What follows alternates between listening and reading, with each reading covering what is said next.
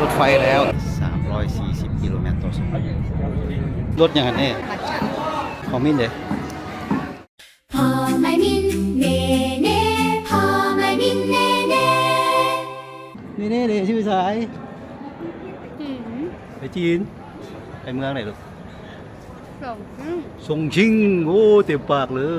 ยตอนนี้3 ลูกขึ้นไปใส่อยู่ใส่กี่ลูกวัดไต่แอร์พอร์ตสนามบินสากลวัดไต่เดี๋ยวตอนนี้เราก็เดินทางกำลังจะเดินทางออกจากสนามบินวัดไต่กำลังจะเดินทางออกจากสนามบินสากลวัดไต่มิเน่ตื่นเต้นบ่ตื่นเต้นก็ได้จังได้ ตอนนี้มามินนี่ก็มานั่งท่าขึ้นยนต์เนาะอยู่สนามบินเมืองบรรยากาศคนหลายเลย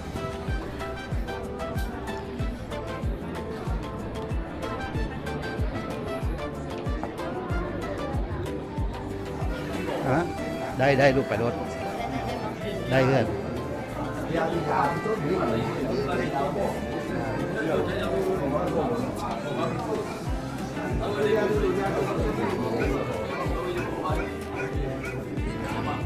เดินทางกำลังเข้าที่ขึ้นเครื่องบินแล้วนี่กำลังที่ขึ้นเครื่องบินแล้ว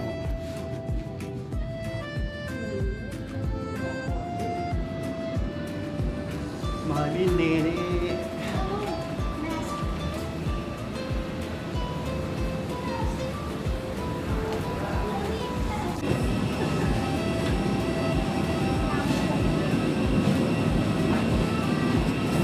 Lastly, avoid false propaganda, drugs, cross-border gambling, telecom scams, and protect your property.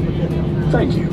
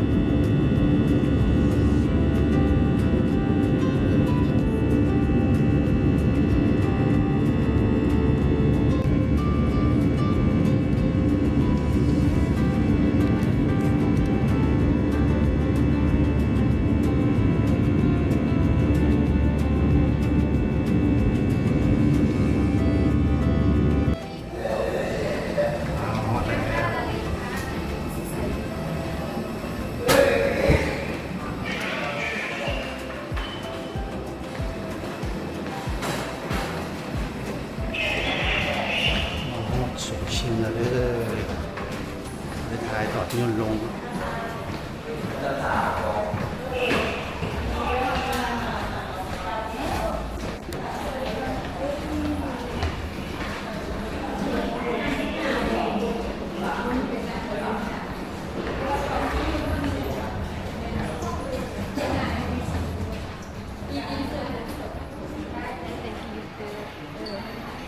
นี่มาฮอดแล้วว่า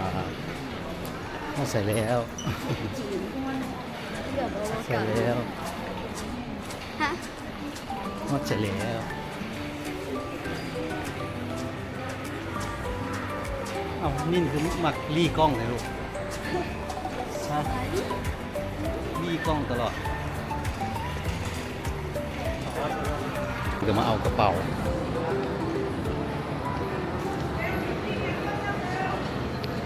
ใช่ไหมลูกตอนนี้ก็มาฮอดเลยสนามบินสากลซูชิง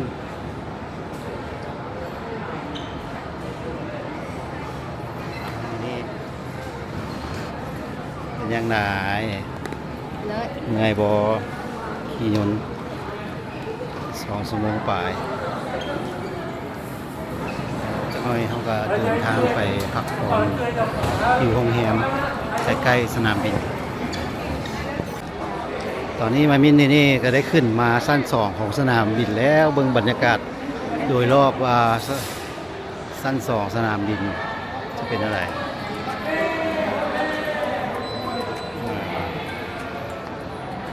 นี้เวลา 12 โมงกลางคืนอยู่ลาว แต่ว่าอยู่อยู่จีนแม่น1 โมงแล้ว 1 โมง 12 นาทีแล้ว เพราะว่าอยู่จีนไวกว่าอยู่ลาว1 ชั่วโมง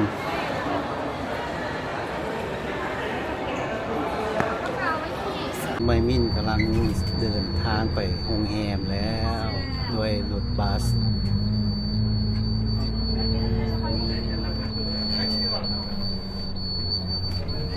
นี่ดิ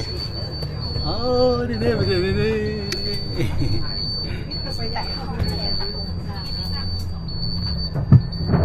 โอเคสบายดีลูกค้าโมดทุกทาน เอาสำหรับวันนี้เขาก็มานอนอยู่ที่ Holiday Inn ที่สงชิ่งเนาะห้องเตียง3 เตียงโอเคเอานอน วันนี้ขอตัวนอนก่อนเด้อมื้ออื่นเจอกันใหม่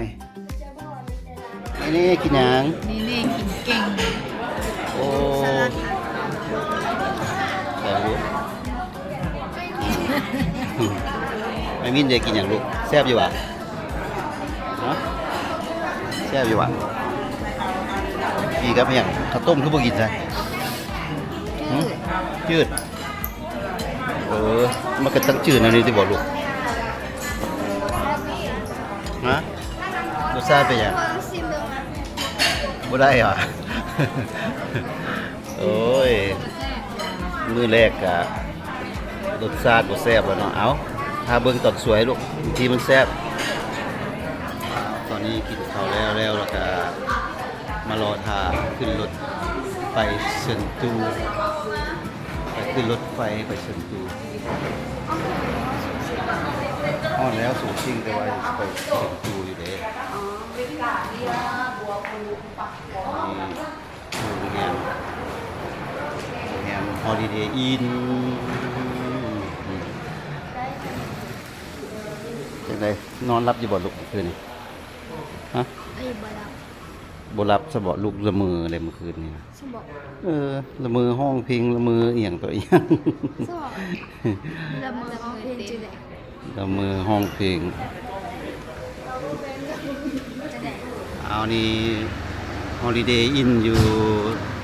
สงชิ่งอ่ะบ่ฮู้ว่าสงชิ่งนี่มันจะมี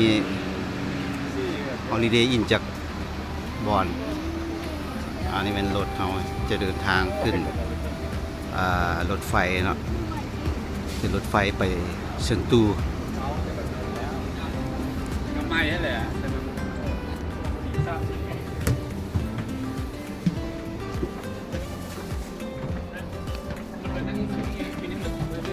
เอาเนี่ยนั่งไป นั่งคนเดียวอ่ะ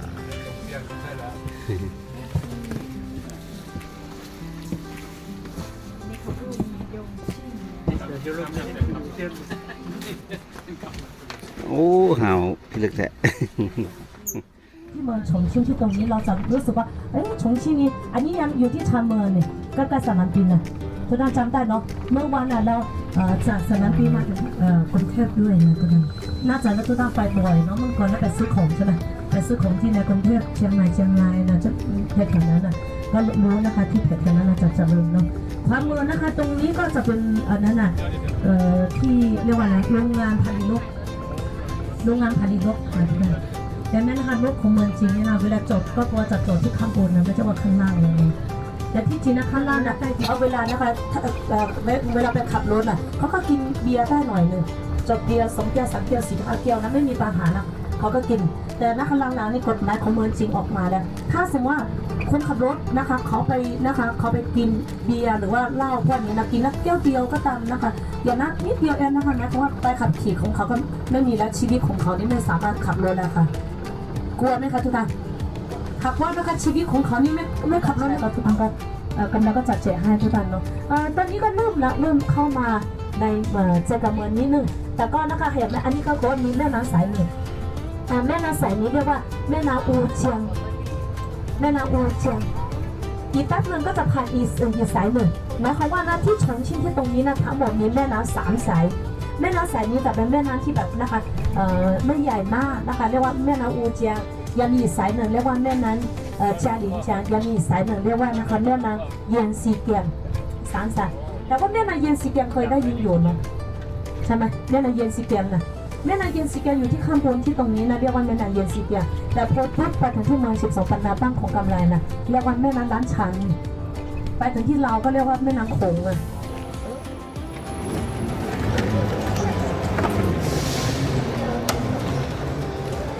ตอนนี้เรากำลังฮอดสถานีรถไฟที่จะเดินทางไปเซินตู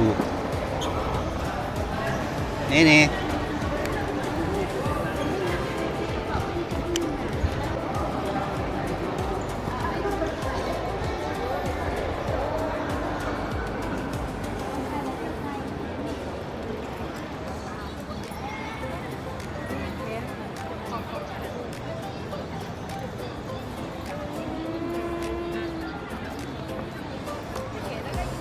มินตี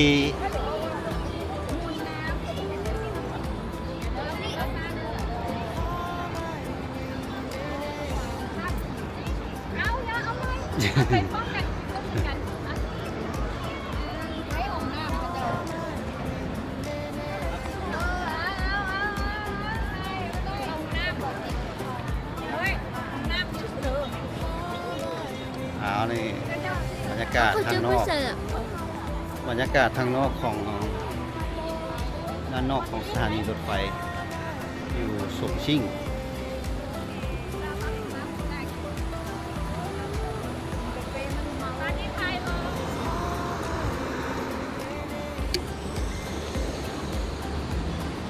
กำลังซอกเพลงเต้น TikTok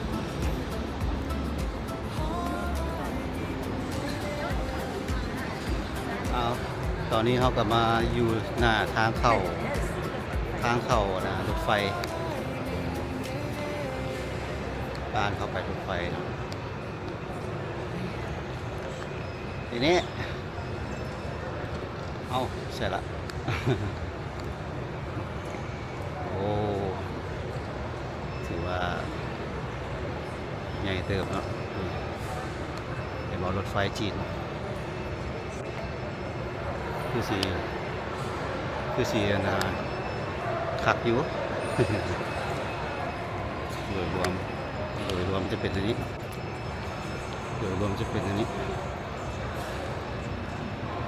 ตอนนี้คนยังบ่หลายเท่าไหร่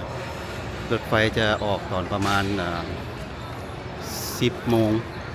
ครึ่งนี่เวลา10 โมงครึ่งตอนนี้เรากำลังลงมารถไฟแล้วกำลังจะขึ้นรถไฟตู้ที่5แถวที่5ไม่สบออก55ปะเนาะจะเกี่ยมตัวออกเดินทางไปเซินตู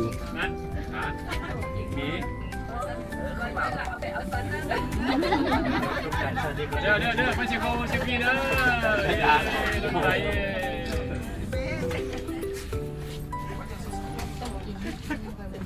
เดี๋ยวจะเกี่ยวไปสาดน้าเหรอไม่กันเกี่ยวจะได้จะเป็นลูกนี้ค่อยต้องเชื่อค่อยจะได้จะเป็นลูกนี้ค่อยเปล่าเด้อจึงนั่งรถไฟอยู่ที่จีนนี่ก็ถือว่าไวหลายเนาะ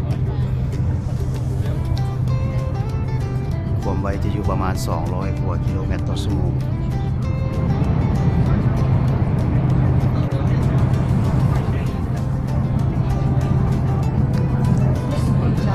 เห็นอยู่ในมอนิเตอร์เมื่อกี้นี่เป็น264 กิโลเมตรต่อชั่วโมงถือว่าโอ้ไว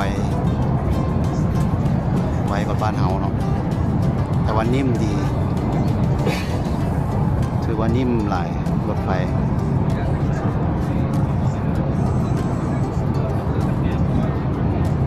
ตอนนี้เข้าอุโมงค์อยู่อุโมงค์กับไก่เติมกว่าที่สุดอุโมงค์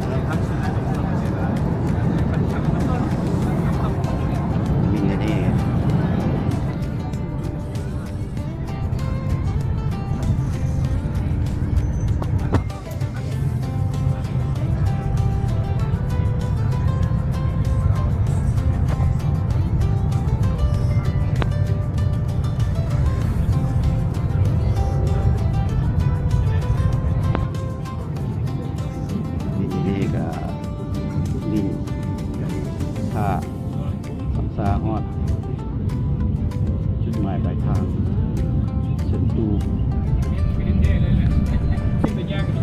ตอนนี้สปีดโมเมนต์อยู่ที่264แล้วเด้อสปีดอยู่ที่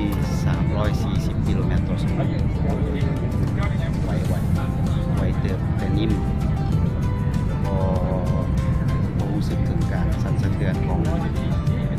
รถไฟเลยนิ่มไหล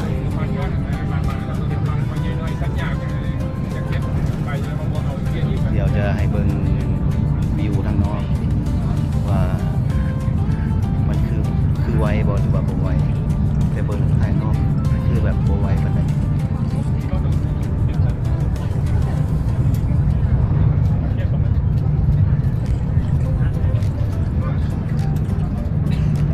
ตอนนี้อากาศภายนอกประมาณ24องศา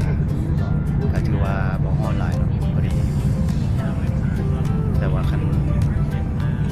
บ่แน่ว่าจุดหมายเฮานี่มันจะร้อนหรือบ่ร้อนกำลังสากแบตเตอรี่สองไอ้น้องรับ คืนนี้นอนน้อยมีแต่4ชั่วโมงเอานอนลุกตัวเด้อจำตัวลุก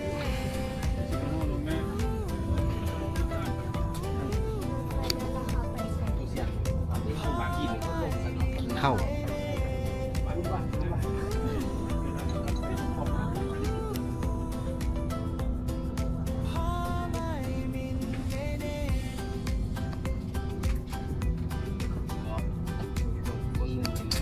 ตอนนี้ก็ได้ลงจากรถไฟแล้วเนาะตอนลงจากรถไฟประเทศไทยเพราะว่ามัน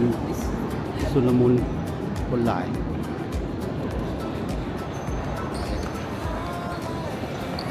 อันนี้มันทัวร์เขานี่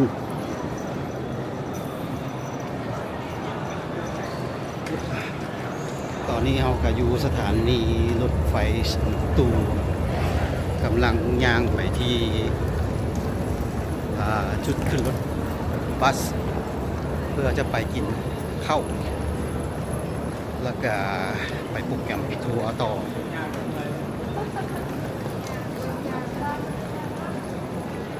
เป็นไงมิ้นนี่เงยบ่ลูกเงยบ่เงยอยู่หรอ เงยหลายบ่เงยหลายเงยอยู่แต่บ่เงยหลายคืนนี้นอน4 ชั่วโมง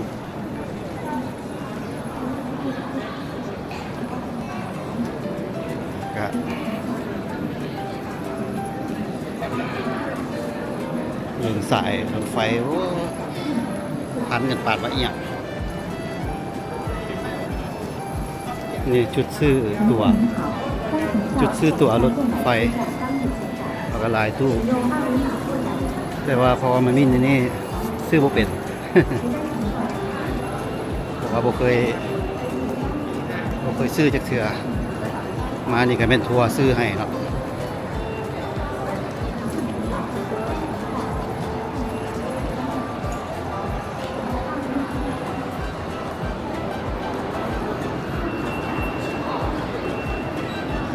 บรรยากาศโดยรอบคนหลาย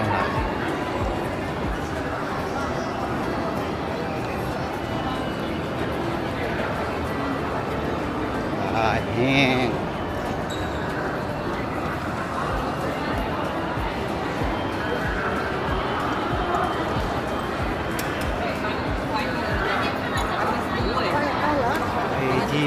ใครที่บ่เคยมาจีนแนะนำว่าให้มากับทัวร์ก่อนเพราะว่าทัวร์เขาจะพาไปหลายสถานที่แต่ว่าก็จะลำบากหน่อยนึงเพราะว่าได้ตื่นเช้าแล้วก็จำกัดโมงเวลาในการเดินทางแต่ก็บ่เป็นอย่างเราเพราะว่ามามินนี่ก็ไปมาหลายประเทศแล้วเนาะ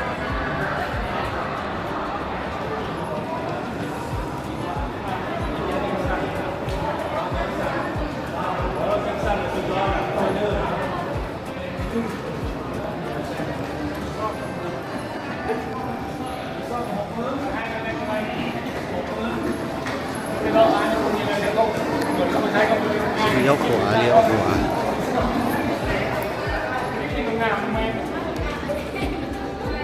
ยอมตาย คันเทสวัสดิ์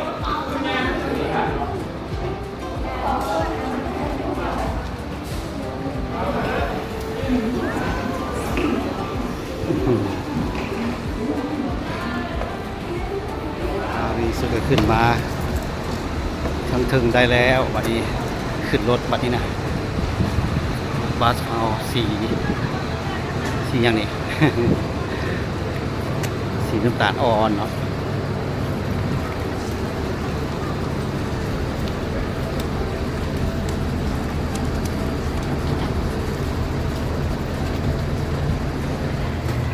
ขึ้นรถมาแล้วบัดนี้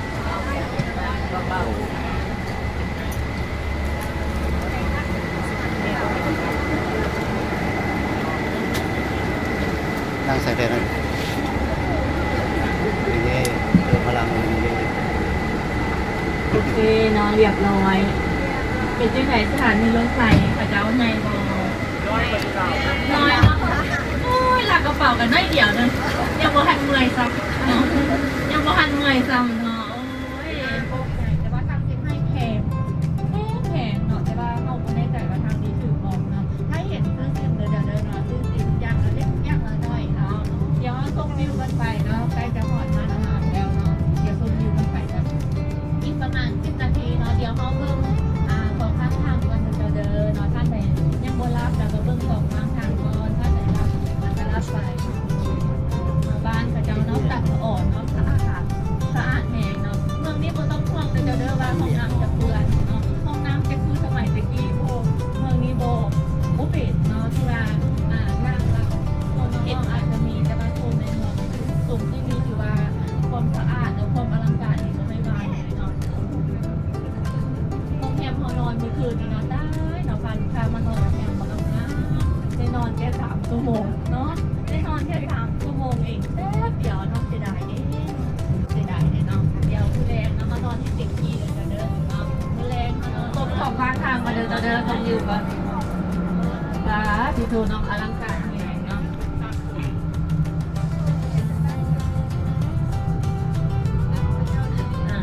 แล้วถ้าบอกว่านะสวยไหมงามไหม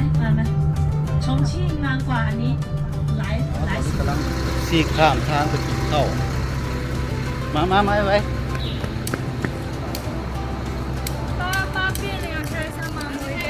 นี่คือห้านอาหารที่เราจะมากินเลยบ่ฮู้ซื้อว่าซื้อไก่หมู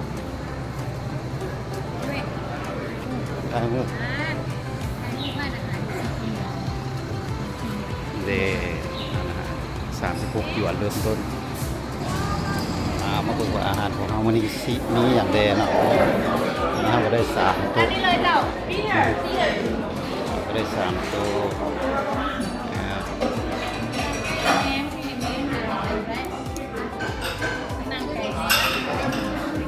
อันนี้เป็นเมนูไก่ที่กัน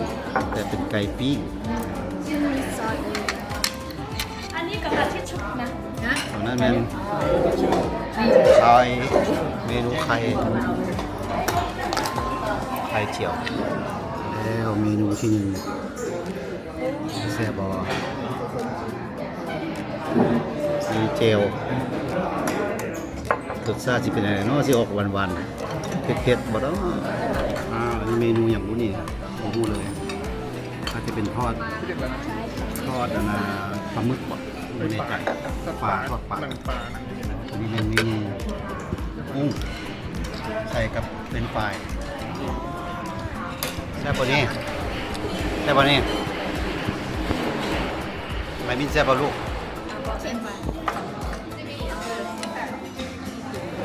เอามาเมนูใหม่แล้วแกงมาแต่งใส่เห็ดกับซีนงูอย่างน้อยนี่ ย้ำอีกแล้ว ต้มผัก ไม่กินเนาะก็ปีมันพักกันมันต้องเห็นบนงามบนแต่อย่างที่งาม นี่คือความสุขสำหรับตัวนี้ก็ถือว่าอิ่มแล้วเนาะนี่อิ่มบ่ลูกนี่กินหลายเติบไปลูกกินหลายอยู่หว่ะ อิ่มแล้วหวะกินอีกบอไอ้มินเด้อิ่มมาลูกฮะอาหารยังครบ แต่คนอิ่มแล้วเอาก็ถือว่าห้านอาหารห้านนี้เนาะถือว่าแซ่บเนาะถือว่าอาจจะเป็นมื้อทำอิฐบ่ที่ว่าเอามา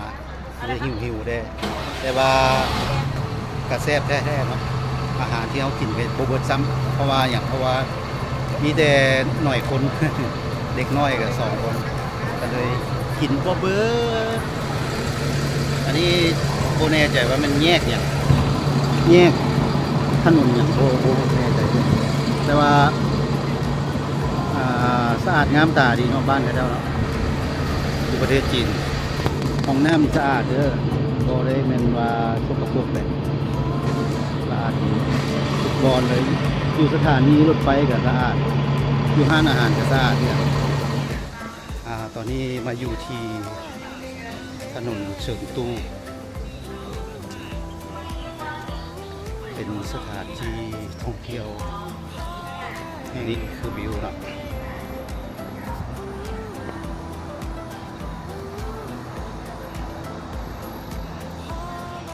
ประเทศนี้ก็เดินถนนครับ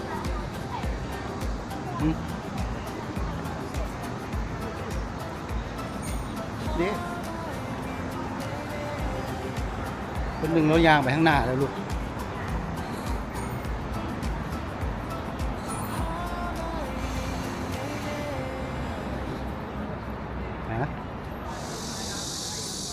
อันนี้เป็นตู้ฝากเครื่องผู้ใดบ่อยากหิวเครื่องไปแล้วมาฝากอย่างนี้อันนี้มันอยู่ข้างหน้าทางเข้าของประตูทางเข้าหน้าประตูทางเข้า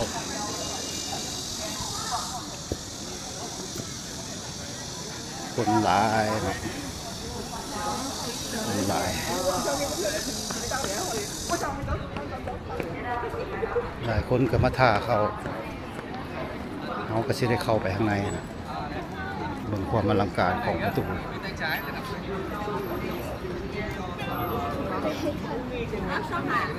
Hai con sẽ để hai bên tránh điểm cái điểm của cái trái cầu này. มีหลายประเทศเนาะที่ว่ามาเที่ยวเมื่อกี้นี่ก็เสียงของใกล้เวียดนามบนใกล้เวียดนามหรือใกล้จีนแต่ว่าเวียดนามได้ผู้นำหน้าอยู่นี่เป็นไม้มิ้นผู้นำหน้านี่บอนทางเข้าเฮาใส่อยู่พี่อันนี้เมื่อกี้นี่เขาเจ้าบรรยายนี่ให้ อันนี้น่าจะเป็นเส้นทางของรถไฟฟ้าที่อยู่ที่นี่เนาะนี่จะมีบริการรถตู้หลายประเภท เดี๋ยวเข้าไปบอก เข้าอันนี้ก็คือบรรยากาศภายในจะมีขายเครื่องเลาะถ่ายรูป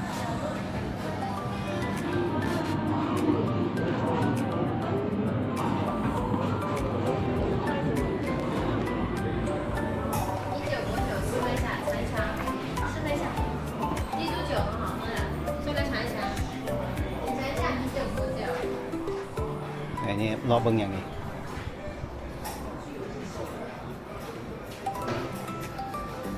นี่อย่าง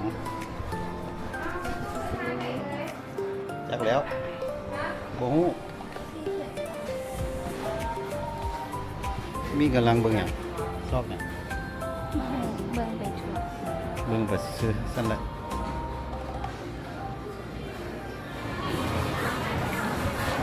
อันนี้ใกล้เขาจะบอกว่าเป็นเมืองสามก๊กว่าซั่นเด้ถนนสามก๊ก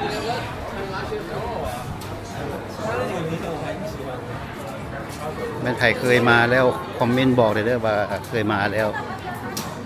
หรือว่าชื่อได้บอกหรือว่าชื่อบ่ได้อะไรลูกไปซอกหามาก่อนลูก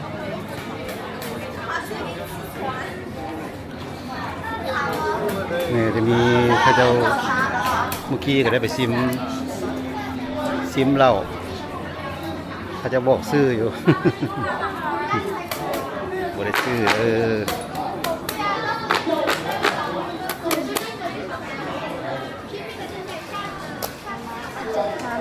เนี่ยนี่เต็มเลยมันบอกเมื่อกี้นี่เต็มดังเลยมันบอก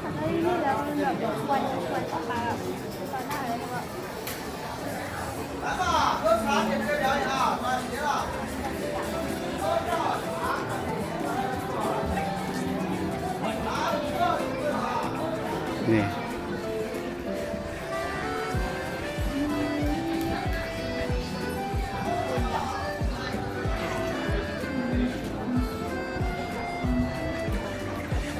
เอาเห็นมาบ่ลูก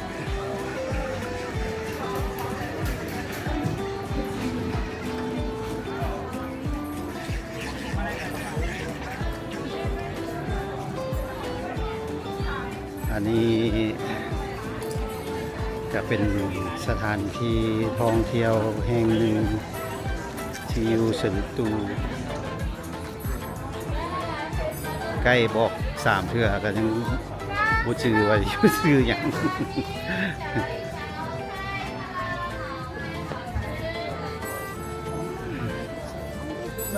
เห็นแล้วอ่ะโอ้น้ำเต้า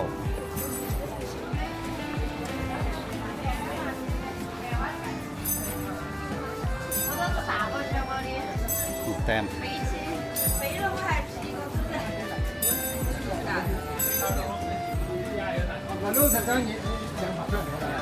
เจอตู้เลย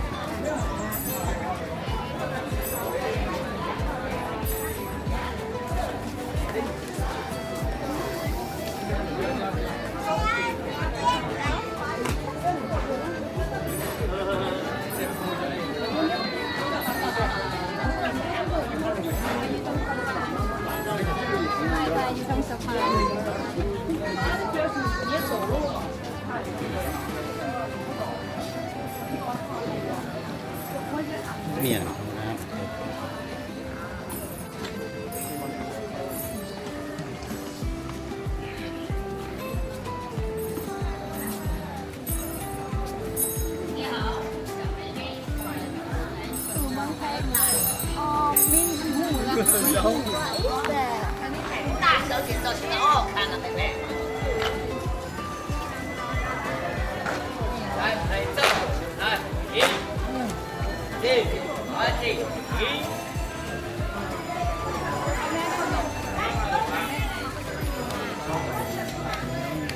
อันนี้เป็นไง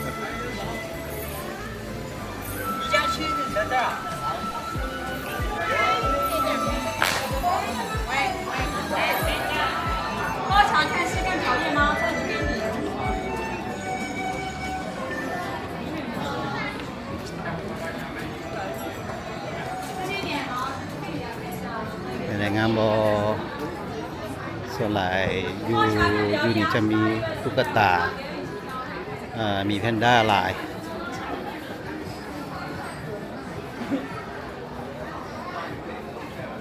งามบ่ลูกเนี่ยโอ้ไปหยังบ่ได้เอาเงินมานะ เอาเสมอ บ่ได้ถือเงินมานะ ไม่ถือมา โอ้ยตุ๊กตาลูกบักหลาย เมื่อ แล้วยังซื้อเหรอลูก แต่จึงซื้อเท่ากับบทซื้อแม่ เอาเขาก็บ่ซื้อแต่มันมีหลายบอลอยู่ที่จะไปเบิ่งกันน่ะแต่ว่าพอว่าบอลนี้น่าจะแพง ไปต่อเลย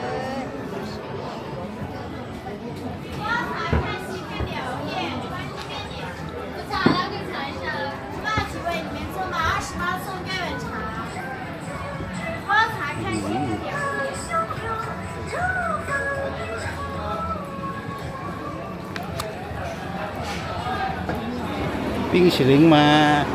นี่ไง5 โอ้เห็นป่ะ20 元 for 5 22 元 for 6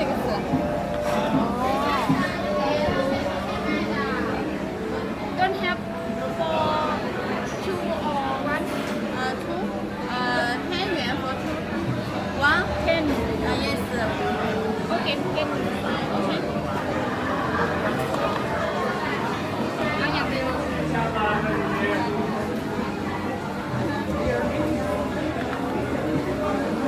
สอย่างนี้รสอย่าง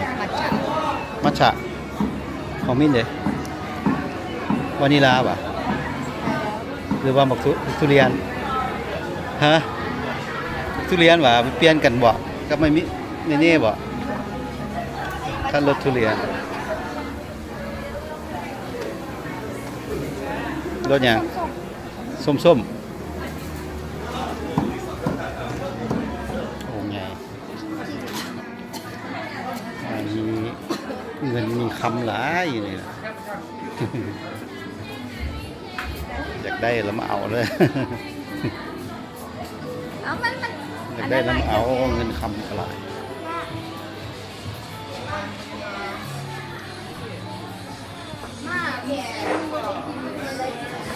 ปิงชิลิงอีกแล้วปิงชิลิงอีกแล้วนี่ก็เฮ็ดเฮียเมื่อกี้นี่นะ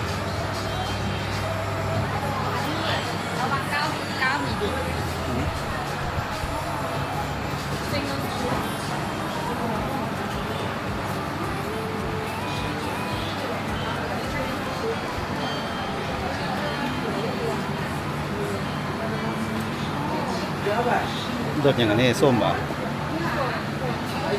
ไม่ว่าแมงโก้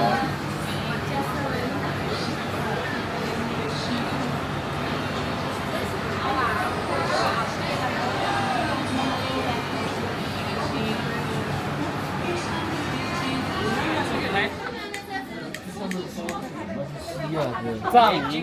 白糖豆饮，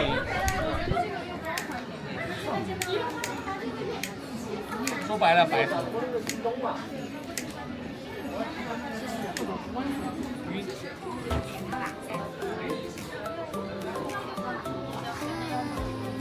ไม่อบแห้ง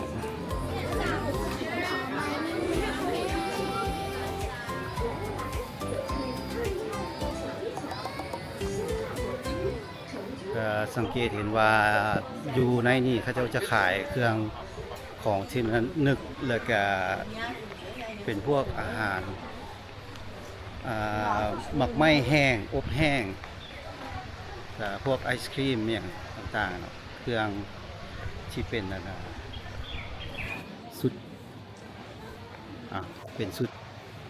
จีนแบบนี้เครื่องของที่ระลึกต่างๆ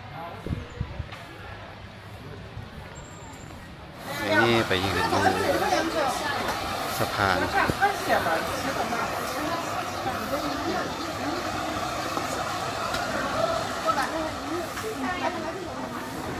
รู้สึกว่าปิ้งชิลิงนี่ลายก็มู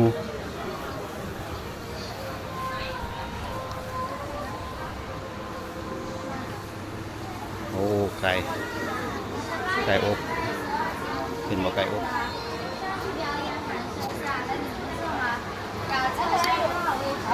ไก่อบลายสำหรับจุดนี้อาจจะเป็นจุดที่ว่ากินอาหารเนาะ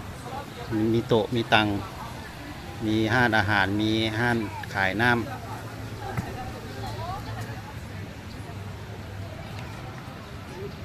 ค่อยคำยำแรงน่าจะมีคนมานั่งนี่มัน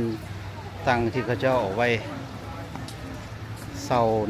นั่งลินบ่หรือว่าเขาขายเนาะนี่โมเน่ใจขึ้นกัน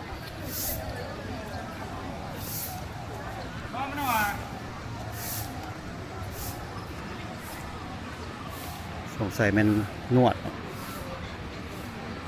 ผ่อนคลายอันนี้คนมานั่งเสาเมื่อยอยู่นี่ศาลาเนี่ยศาลากลางน้ำ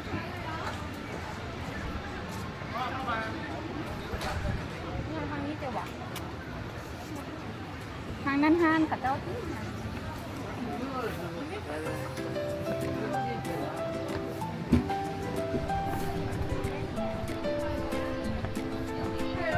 เนี่ย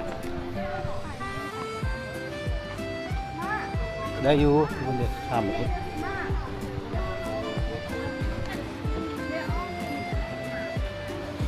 นี่เป็นห้านอาหาร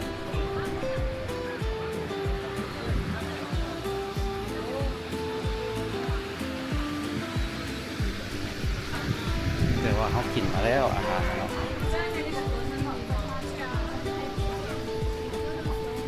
น้ำซาจิบน้ำซาขายเบียร์ขายเหล้าก็มีแต่ว่าส่วนหลายคนจีนเขาจะมากินน้ำซาหลายกว่าบ่ค่อยเห็นเขาเจ้ากินเบียร์กินเหล้าตามสถานที่แบบนี้เพราะว่าสถานที่แบบนี้มันบ่เหมาะคันกินแล้วมันกินนี่นะกินยาวไปเลยกินแบบเป็นงานเลี้ยงสำหรับคนจีนแต่ว่าสำหรับคนลาวนี่ไม่ไหว กินได้ทุกที่ทุกเวลา โดยเฉพาะมัน อันนี้มันปลาบัวนี่นะอยู่ลาวนี่เบิ่งได้ง่ายอยู่แต่ว่าอยู่จีนนี่ก็สิเบิ่งเนี้ยได้ยากอยู่ปลาบัว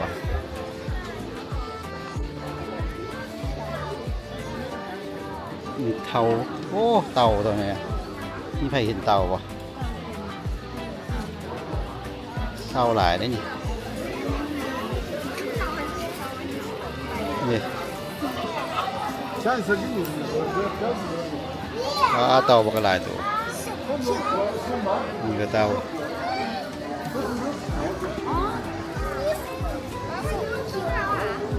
คือว่ามันหา มันยอคอตัวนี้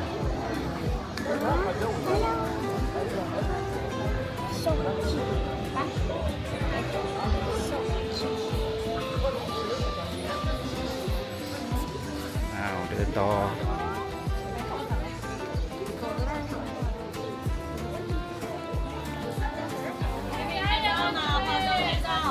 อันนี้โอ้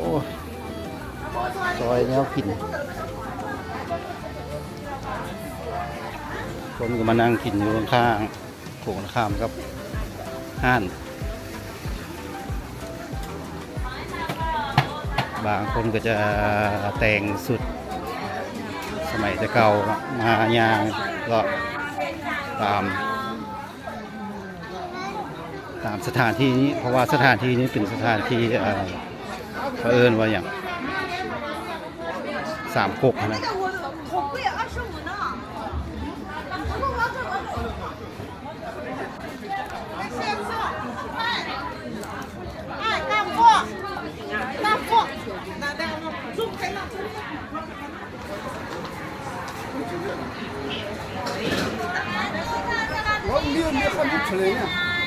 เสียงคนเอื้นขายเครื่องขายของขายอาหารจัวแจวเนี่ยปิ้งชิลิงนะปิ้งชิลิงสำหรับสถานที่นี่เนาะก็เป็นสถานที่แบบตกแต่งแบบลักษณะแบบเก่าแบบสมัยเก่าเนาะก็จะแอบแฝงไปด้วยการขายเครื่องผสมผสานกันกับการขายเครื่องขายของเป็นแบบลักษณะเฮือนไม้กระดาษกำแพงที่เป็นรูปลักษณะแบบสมัยเก่าสมัยก่อนก็ถือว่างามในระดับหนึ่งเนาะส่วนตัวแล้วมันจะบ่ได้ซื้ออย่างที่แต่ซื้อกระแลมให้ลูกกินเท่านั้นเพราะว่าคิดว่าเครื่องของที่ว่าอยู่ในนี่อาจจะยังแพงก่อนทางนอกที่เราจะไปต่อไปนะครับเจอกันในสถานีต่อไปเนาะตอนนี้เขาก็มาฮอดแล้วเนาะแถวย่านในเมืองของเซินตูถึงว่ามีตึกหลายๆตึกคนหลายเนาะมันจะมีตึกภาคสั้นอยู่ด้านหลังของนี่คือภาคสั้นตึกตัวนี้เป็นตึกมีแพนด้าปิดตึกแล้วก็ตึกแพลตินัมเดี๋ยวจะแผนให้เบิ่งรวมรอบๆคนหลายจากว่าได้ใส่เดินมามีแพนด้าปิดตึกนะ เฟอร์รากาโมอันนี้พากันซื้ออย่างไรเนี่ยเท่าไหร่15กับประมาณ50,000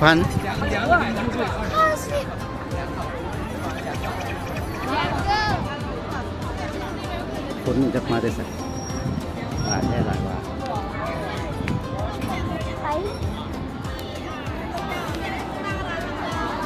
ไปใส่ลูกไปใส่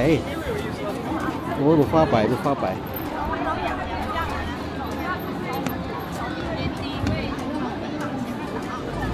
ได้อันชื่อก็กระเป๋า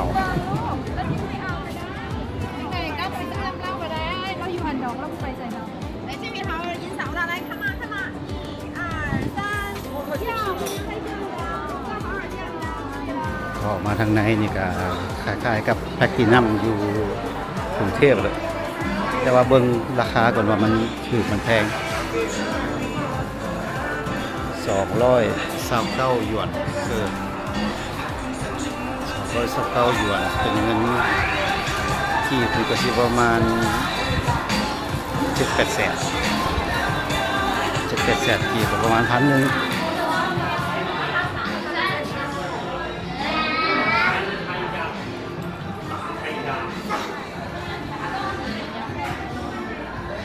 ออกมาในนี้ต้อง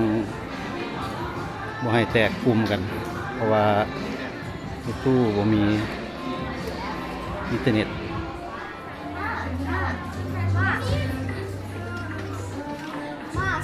คนหลอกหลายเขาปานว่าบุญเสริมตูห้างตัวนี้นะคนหลายเลยแถวย่านนี้มันมีวัยรุ่นมาเลาะเต็มแหละซื้อเครื่องซื้อของภาษาก่อนอยู่มณฑลเฉิงตูนี่90 กว่าล้านคนโหดบ่พูดเอาเด้อ90 กว่าล้านคนน่ะคนสิไปอยู่ใส่มณฑลเฉิงตูจักเอาถึงแต่วัยรุ่น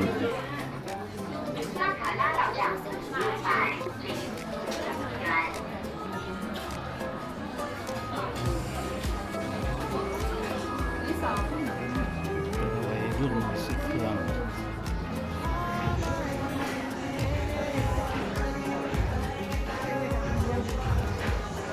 เครื่องของบ่ให้เว้าเลย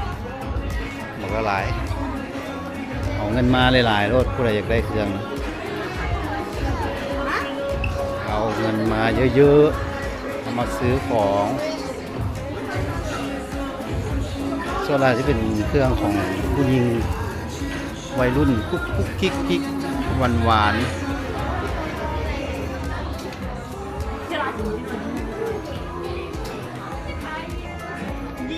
นี่ก็เลือกเครื่องยางเมามันเลือกยางเมามันได้ว่าบุ้งหัวสิได้บ่เอลได้หรอเครื่องนะตอนนี้เขากลับมาอยู่ในตึกแพนด้าปีนตึกอยู่ตอนนี้อยู่ชั้น4ไอ้มินนี่เรียบร้อยไปแล้ว400 ปลายหยวน วันนี้มาแพนด้าปีนตึกแล้วมาสิมาเลือกเอาเครื่องอยู่ยูนิโคอยู่ใส่ระบบก็ได้สิมาก็เก็บเงินมาหลายๆเด้อจังไงอยากได้อย่างละสิบ่ได้เอานี่ดิ นั่งกล้องคันใดเอาไปเข้าห้องน้ำละ ไปแล้วสำหรับตอนแรงวันนี้เนาะเรามากินอาหารที่ห้านอาหารนี่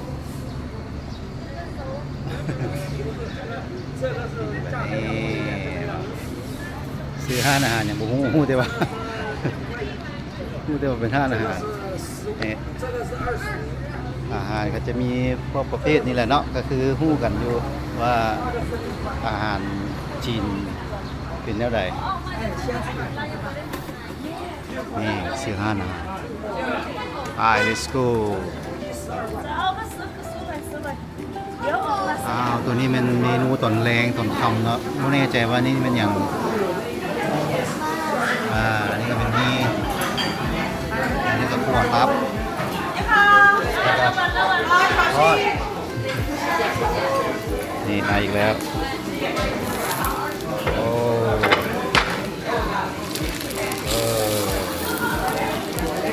อันนี้ก็เอิ้นอย่างแล้วเมนูผักคล้ายกันกับนี่สวยนี่เลย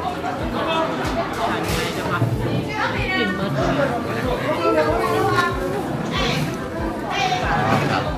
ร้านนี้คือ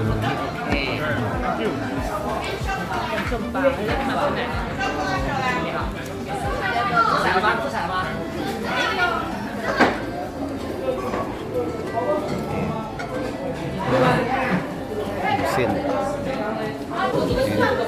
เส้นสกุล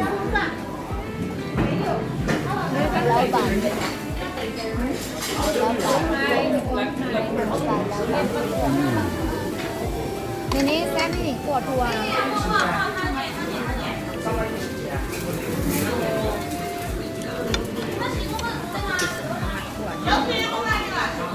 แล้วเมนูแกง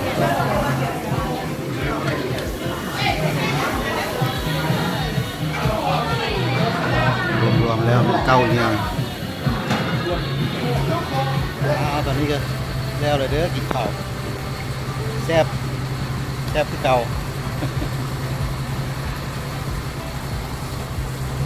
ไปสถานที่ต่อไปปะนี่เขาเอื้นว่าอาณาแม่น้ำตาสีเลือดอย่างยักษ์ยาเนี่ยแหละ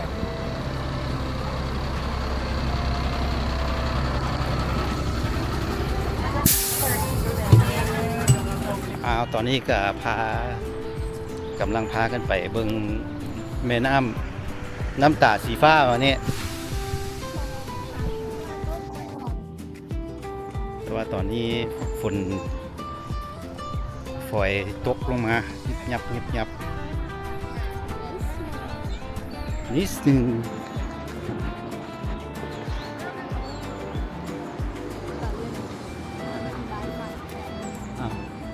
ไซส์หนึ่งระบายแบบคือกว่านี้นะสวยนะขนมอม โอ้ประธรรมดาด้วยนะพวกนั้นคนนะคนมาเบิ่งครับน้ำไหลน้ำก็ไหลแห้งคนก็ไหล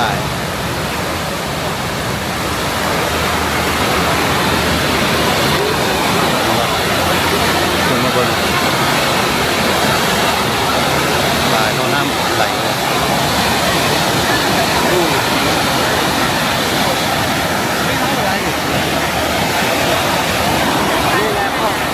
วันนี้มาเบิ่งน้ำมันโอ้น้ำสีสดใสขนาดอันเบิ่งดูตัวจริงนี่สีของแสงนี่มันบ่เป็นสีเบิ่งตัวจริงมันบ่เป็นสีกันคือเราเห็นอยู่ในภาพแต่ว่าบัดเข้ากล้องแล้วมันเป็นสีใหม่เลยมันเป็นน้ำกล้องบ่จัก สีกล้องหรือเป็นสีน้ำตาเป็นสีสายน้ำเป็นสีฟ้าป่ะท่าน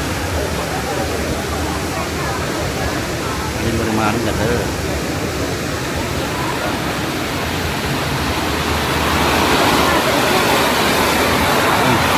เก็บมาคนนะเบิ้งหันพอจะไปซ้ายคนก็ตั้งมันยืนเบิ้งตั้งนั่งเบิ้งบนเสาเนี่ย เด้ก็ถือว่าสวยงามเนาะสำหรับน้ำตาสีฟ้าสายน้ำตาสีฟ้าอยู่ส่วนนั้นก็หลายเท่ากันคนก็ได้แต่ว่าอยู่ส่วนนี่หลายกว่าเด้มีแต่คนเนี่ยคนหลายตอนนี้ฝนตกนะฝนตกแง่ๆอยู่นี่มีแต่ใกล้เฮา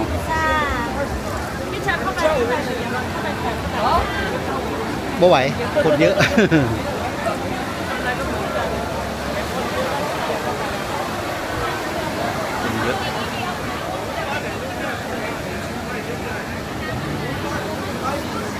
ากาศมันบ่เนี่ย ยูไซยามายูไซยูไซ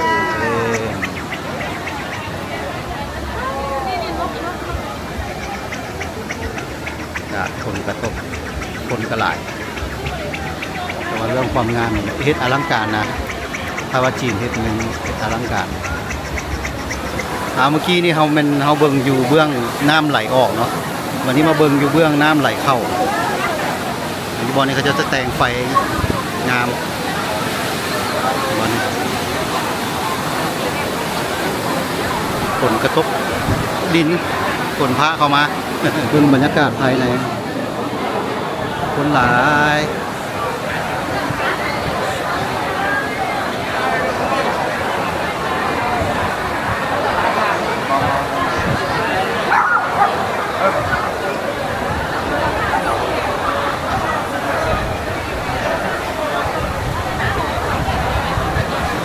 เดี๋ยวสิพาย่างไปเบิ่งเบื้องน้ำไหลออก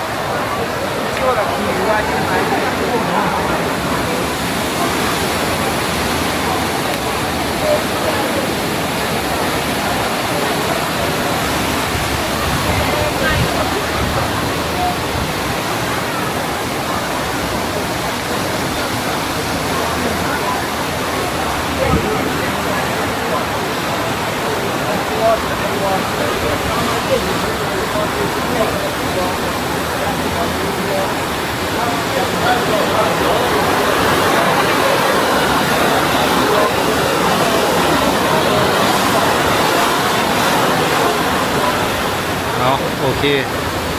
พอหอมปากหอมคอเลยเนาะทำนี้คือว่าเป็นก็ถือว่าเอามาฝากท่านผู้ชมนะผู้ใดที่บ่ทันได้มาก็เอาให้เบิ่งความงดงามของสายน้ำมันที่ไหลไปถ้ามีโอกาสก็ขอเชิญทุกคนเด้อมารับชมมาเบิ่งสายงามตอนนี้เขาก็ย่างกลับแล้วเนาะสิกลับไปโรงแรมแล้วไปโรงแรมแล้วมื้อนี้เบิดทริปแล้วมื้อนี้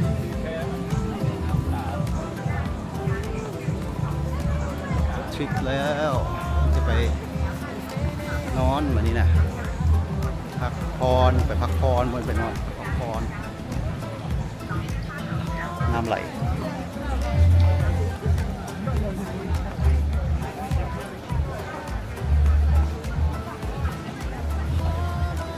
เวลาตัวนี้ก็